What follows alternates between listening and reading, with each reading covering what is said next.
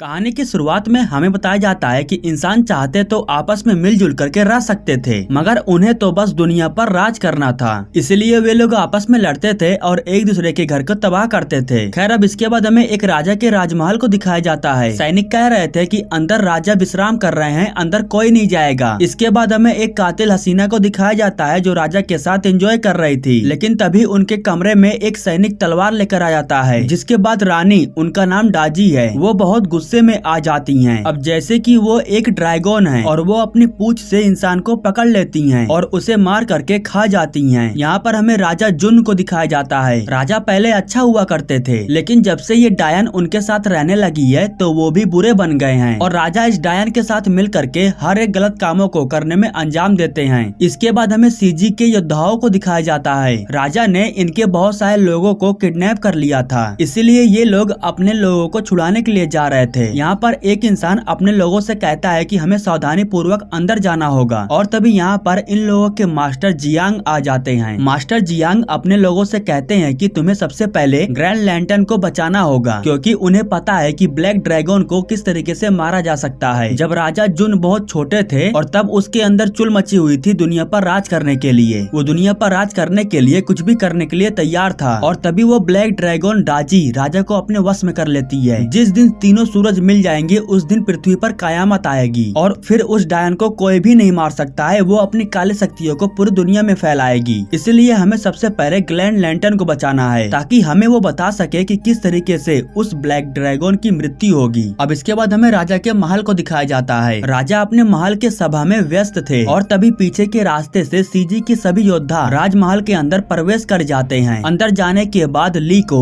Invisible tribes के लोगों की आवाज सुनाई देती है जो उसे पुकार रहे थे। उनकी आवाज सुनने के बाद उसे मालूम चल जाता है कि वे लोग कहां पर हैं। ली अपने लोगों के साथ उस तरफ जाने लगता है जहां पर उन लोगों को बंदी बना करके रखा गया है, लेकिन इस बीच राजमहल के जो भी मंत्री थे वो इन लोगों को रोकने की कोशिश करते हैं, लेकिन ली अपने साथियों के साथ सभी मंत्री को मार गिराता है। इसके बाद वो अपने साथियों को लेकर के उस जगह पर जाता है। वहाँ जाने के बाद वो कहता है कि हम सीजी के योद्धा हैं और तुम्हें बचाने के लिए आए हैं। यह कहने के बाद जितने भी इनविजिबल ट्राइब के लोग थे वो बाहर आने लगते हैं। दरअसल ये लोग बच्चे थे और इनके अंदर गायब होने की पावर थी। अब इसके बाद हमें राजा के सभा में ग्रैंड लैंटर्न को दिखाया जाता है। इन लोगों ने उसे किडनैप करके रखा था क्योंकि उसके अंदर एक और खास प्रकार की शक्ति थी। उसके पास शक्ति थी कि वो किसी का भी फ्यूचर देख सकता था। इसके बाद राजा उसके पास जाते हैं अपने फ्यूचर को देखने के लिए। जब वो अपने फ्यूचर को देखते हैं तो उन्हें मालूम चलता है कि जल्द ही उनकी मौत हो जाने वाली है। अपने फ्यूचर को देखने के बाद उन्हें इस फ्यूचर पर विश्वास नहीं हो रहा था। जिसके बाद राजा कहता है कि ग्रैंड लैंटर्न की आंखें झूठी बातें करती हैं, उनके दोनों ही आंखों को बाहर निकाल दिया जाए। इसके बाद डाजी अपने लोगों से उसके आंख को बाहर निकालने के लिए कहती है। इधर ये लोग बच्चों को बचा करके राजमहल से बाहर लेकर के जा रहे थे, लेकिन इन सब के बारे में यहाँ के मंत्रियों को मालूम चल जाता है। जिसके बाद वे मंत्री लोग आ करके इनके ऊपर हमला करने लगते हैं। हालांकि ये लोग कवर तो बना लेते हैं, लेकिन फिर भी कुछ लोग मारे जाते हैं। इसके बाद ये सभी बच्चे मिल करके अपने शक्तियों का इस्तेमाल करते हैं और वे सभी बच्चे इन लोगों को लेकर के यहाँ से गायब हो जाते हैं। जैसे ही वे लोग अपनी शक्ति का इस्तेमाल करते हैं तो सभी लोग बिल्कुल शांत हो जाते हैं। ऐसा लग रहा था कि जैसे समय स्लो हो चुका हो और सभी लोग धीमी गति से चल रहे हों। ये लोग महल के पीछे आ जाते हैं और गटर के रास्ते से बाहर जाने वाले थे। इन लोगों का प्लान बन करके तैयार तो हो जाता है, लेकिन तभी राजा का जो खास मंत्री था वो अपने ब्लैक पैंथर को लेकर के इन लोगों के पीछे पड़ जाता है और इसी वजह से इन लोगों को फौरन यहाँ से भागना पड़ जाता है। इधर राजा को पता चलता है कि उसे छोड़ करके बाकी सभी लोग रुक से गए हैं और तभी यहीं पर राजा से बात करने के लिए मास्टर जियांग आते हैं, जो राजा से कहते हैं कि तुम्हारा जो सपना है दुनिया पर राज करने का वो कभी भी पूरा नहीं होगा। तुम इस डायन के झांसे में आ चुके हो। और तभी डाजी अपने पूंछ से मास्टर जियांग के ऊपर हमला कर देती है। मास्टर जियांग उसके वार से बचने की कोशिश कर रहे थे। डाजी उन्हें कैद कर लेती है और उनसे कहती है कि एक संत को खाने में बहुत मजा आएगा। इधर ली बच्चों को बचाने के लिए अपनी शक्तियों का प्रयोग करता है। वो अपनी शक्तियों का इस्तेमाल करके दरवाजे को खोल देता है और बच्चों को लेकर के यहाँ से भाग जाता है, लेकिन राजा का मंत्री मिस्टर सन उन्हें पकड़ नहीं पाता है, इसलिए वो बहुत गुस्सा हो जाता है। अब बाकी के लोग बच्चों को लेकर के यहाँ से बाहर चले जाते हैं, लेकिन ली अपने एक साथी के साथ मास्टर जियांग को बचाने के लिए जाता है। इधर डाजी जियांग को मारने की कोशिश कर रही थी, लेकिन मार नहीं पा रही थी। तभी वो जियांग को श्राप देते हुए कहती है कि तुम्हारी उम्र धीरे धीरे कम होने लगेगी। इस श्राप को सुनने के बाद ग्रैंड लैंटर्न को बुरा लगता है, इसलिए वो उन्हें इस श्राप से मुक्त करने के लिए अपनी एक आंख निकाल करके करके दे देता है, लेकिन उस आँख को डाजी अपने पूंछ से पकड़ लेती है। अब ग्रैंड लैंटर्न की एक आँख उसके पास थी, मतलब कि अब उसके हाथों में आधी तबाही आ चुकी है। तभी यहाँ पर ली आ जाता है और वो डाजी को मारने की कोशिश करता है, लेकिन उसकी शक्तियों को डाजी उसके ही ऊपर दे मारती है। वो तो बीच में जियांग आ करके ली को बचा लेते हैं। इसके बाद मास्टर जियांग के साथ ये दोनों लोग उनके वाहन पर बैठ करके जाने लगते हैं, लेकिन खत्म होने से पहले ग्रैंड लैंटर्न अपनी एक आँख निकाल करके जियांग को दे ही देता है। उस आँख को लेने के बाद जियांग यहाँ से चला जाता है, लेकिन दिक्कत की बात ये थी कि अभी भी एक आँख डाजी के पास है। बच्चों को बचा करके मास्टर जियांग अपने साथियों के साथ अपने घर वापस आ जाते हैं। इन लोगों ने अपने घर के चारों तरफ सुरक्षा घेरा रखा था। मास्टर जियांग किंग से कहते हैं कि हमने उसकी एक आँख को हासिल कर लिया है। इससे हमें मालूम चल सकता है कि ब्लैक ड्रैगन यानी कि डाजी को कैसे मारा जा सकता है, ताकि राजा फिर से पहले की तरह ठीक हो जाए और डाजी की वजह से जो दुनिया में काली शक्तियाँ आने वाली है उन्हें भी रोका जा सके। अब यह जानने के लिए जियांग अपने शक्ति का इस्तेमाल करता है, लेकिन तभी अचानक से उसकी उम्र कम हो जाती है। डाजी के श्राप के मुताबिक उसकी उम्र धीरे धीरे अब कम होती रहेगी। वो श्राप से मुक्त तभी हो सकता है जब डाजी मारी जाएगी। इसके बाद किंग अपने शक्तियों का इस्तेमाल करता है और फिर इन्हें मालूम चलता है कि अगर ब्लैक ड्रैगन को जान से मारना है तो सबसे पहले इन्हें सूड ऑफ लाइट को हासिल करना होगा, जो कि एक सोने की तलवार है और इसी से उसे मारा जा सकता है। अब ये सोने की तलवार इन्हें कहाँ पर मिलेगी ये बात जियांग को अच्छे से मालूम है। इसके बाद वो ली को अपने पास बुलाता है और उसे एक सामान देता है, और जैसे ही ली उस सामान को खोलता है तो उसमें से पानी के जैसा कुछ बाहर आता है और उसमें एक बोट बना हुआ था। इसके बाद मास्टर जियांग कहते हैं कि तुम्हें सबसे पहले पूर्वी क्षेत्र में जाना होगा। वहाँ जाने के बाद तुम्हें सबसे पहले पोर्टा बोट को हासिल करना होगा, क्योंकि उस बोट की वजह से ही तुम सोने की तलवार तक पहुँच सकते हो। तुम्हारी वजह से ही ये बच्चे सुरक्षित हैं। मैं तुम्हें एक अच्छा और ईमानदार शिष्य मानता हूँ। मुझे पता है कि तुम इस काम को बहुत ही अच्छे से करोगे, इसलिए मैं तुम्हें इस काम को सौंप रहा हूँ। और इस यात्रा में तुम अकेले नहीं रहोगे, तुम्हारे साथ एक साथी भी रहेगा। इसके बाद मास्टर जियांग पानी में से जलती हुई एक आग के गोले को निकालते हैं। उस आग के गोले में से एक छोटा सा बच्चा बाहर आता है, जो कि बहुत ही शरारती था और कोई भी उसे पकड़ नहीं पा रहा था। मास्टर जियांग कहते हैं कि ये तुम्हारे साथ रहेगा और तुम्हें मार्गदर्शन देगा। इसके बाद ली अपनी यात्रा पर निकल पड़ता है। अब इसके बाद हमें मिस्टर सन को दिखाया जाता है। वो एक लड़की जिसका नाम डुआन है, वो उसके सर में कुछ हेलमेट के जैसा पहनाते हैं। उस हेलमेट की वजह से डुआन को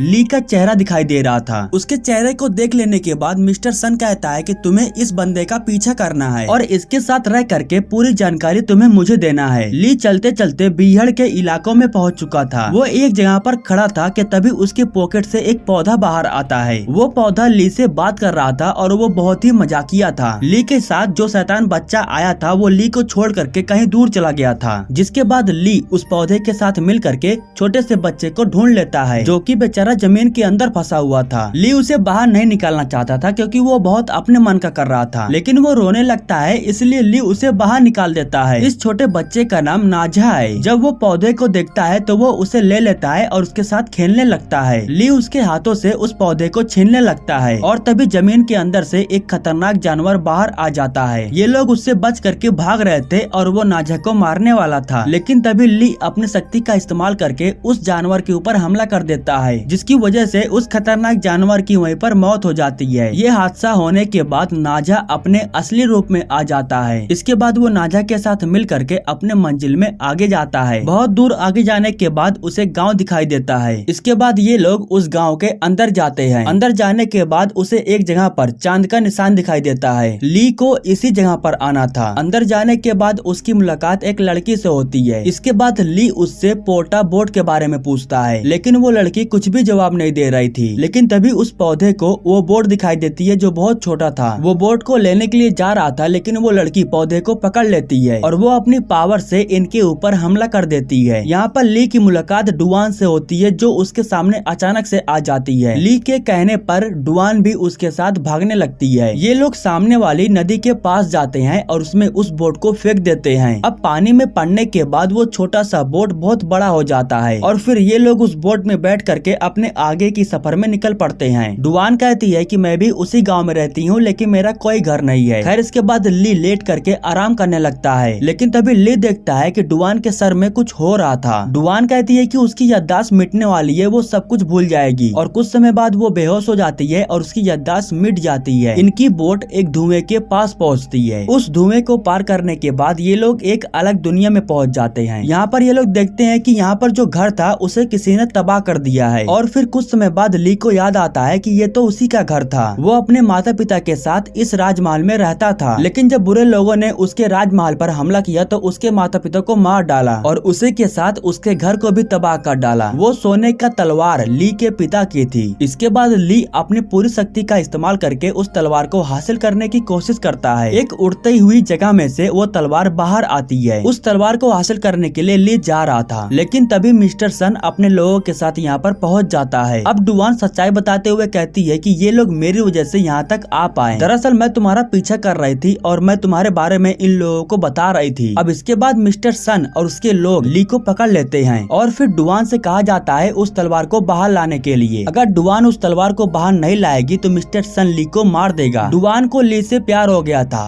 और वो ली को मरता हुआ नहीं देखना चाहती थी, इसलिए वो खुद जा करके उस तलवार को बाहर निकालने लगती है। लेकिन हुआ यूँ कि जैसे ही वो तलवार बाहर निकालती है तो यहाँ पर बहुत बड़ा धमाका होता है, जिसकी वजह से मिस्टर सुन और उसके लोग काफी दूर फेंका जाते हैं और यहाँ से डुवान और ली दोनों एक साथ नीचे गिर रहे थे। लेकिन तभी ली अपने पंख को बाहर निकालने में सफल हो जाता है और उसके बाद वो डुवान को लेकर के उड़ने लगता है। तभी डुवान कहती है कि मैंने मिस्टर सन को धोखा दिया है और इसलिए अब मैं एक मूर्ति में बदल जाऊंगी, क्योंकि धोखा देने के बदले मुझे ये सजा मिली है। यह कहने के कुछ ही समय बाद डुवान पूरी तरीके से एक मूर्ति में बदल जाती है। ली उसे बहुत मिस कर रहा था और बहुत उदास हो जाता है। इसके बाद वो उसकी मूर्ति को एक जगह पर रख देता है और सोने की तलवार लेकर के चला जाता है काली शक्तियों को रोकने के लिए। इधर डाजी और राजा दोनों मिल करके सीजी के लोगों पर हमला कर दिए थे और सीजी के लोगों को मार करके उन्हें हमेशा के लिए खत्म कर रहे थे। लेकिन तभी यहीं पर ली उस सोने की तलवार को लेकर के आ जाता है और वो किंग को दे देता है। इसके बाद जैसे ही तीनों सूरज इकट्ठा होते हैं तो उसकी रोशनी से राजा जुन की मृत्यु हो जाती है। उसकी रोशनी से वो जल करके मारे जाते हैं। लेकिन डाजी के अंदर अभी भी ब्लैक ड्रैगन यानी कि काली शक्तियाँ जीवित थी और वो फौरन वहाँ से भाग जाती है, क्योंकि उसकी सबसे बड़ी कमजोरी यही सोने की तलवार थी। अगर वो इसके सामने आती तो जान से मारी जाती। अब एक प्रकार से सीजी और उसका महल पूरी तरीके से सुरक्षित हो चुका था और वो अपने लोगों को राजमहल को लेकर के दूसरी जगह पर चले जाते हैं। डाजी अभी भी जिंदा थी। वो जा करके दूसरे राजा को अपना गुलाम बना लेती है और अब वो वहाँ के राजा को अपने इशारों पर नचा रही थी। अब वो अपनी काली शक्तियों से इस राजमहल को तबाह करने के लिए आई थी। खैर मूवी तो बहुत शानदार थी। अगर आपको पसंद आया हो तो वीडियो को लाइक जरूर कर दीजिएगा और हमारे YouTube चैनल को सब्सक्राइब करने के लिए आपका दिल से शुक्रिया।